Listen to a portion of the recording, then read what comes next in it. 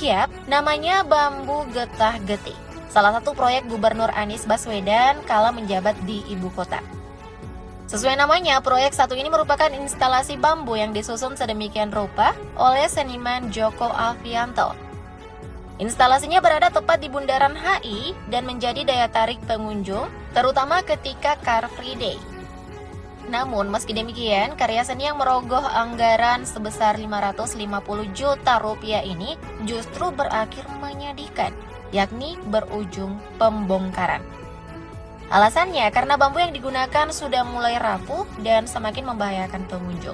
Alhasil, monumen Bambu Getah-Getih yang mencerminkan bangsa Indonesia akhirnya dibongkar. Meski Tugu Sepatu juga merupakan salah satu ikon ibu kota saat pemerintahan Anies Baswedan.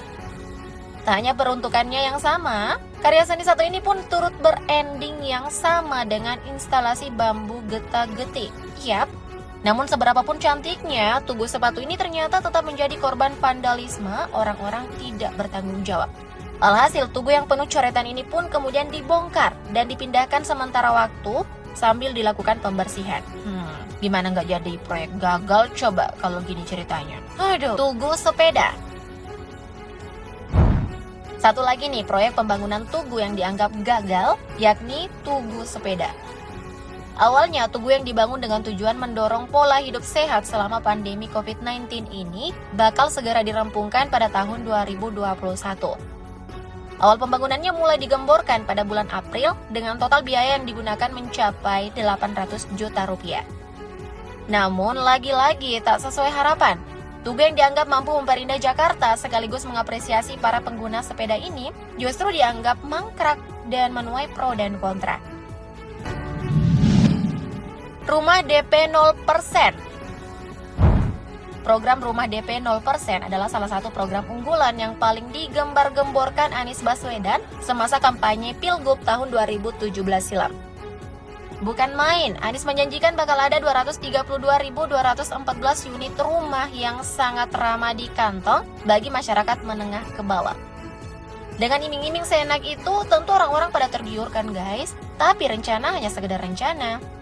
Diduga karena wabah pandemi, anggaran pembangunan rumah DP 0% berkurang dari rancangan sebelumnya. Hingga masa pemerintahan Anies selesai pun, rumah yang terbangun hanya menghampiri 1%, yakni sekitar 2.000 unit saja. Wow, seperti kena prank ya guys. Sumur resapan. Bukan ibu kota kalau nggak langganan banjir. Pengen heran, tapi ini Jakarta. Yap, masalah banjir tentu selalu menjadi pusat perhatian pemerintah ibu kota, terutama Gubernur Anies Baswedan. Salah satu program pencegah banjir yang digagas beliau adalah pembuatan sumur resapan agar air yang jatuh ke bumi dapat diteruskan ke dalam tanah, sehingga air tidak tertampung secara berlebihan di dalam saluran air. Kedengarannya sih sangat bermanfaat ya guys, tapi kenyataannya program satu ini menuai banyak pro dan kontra.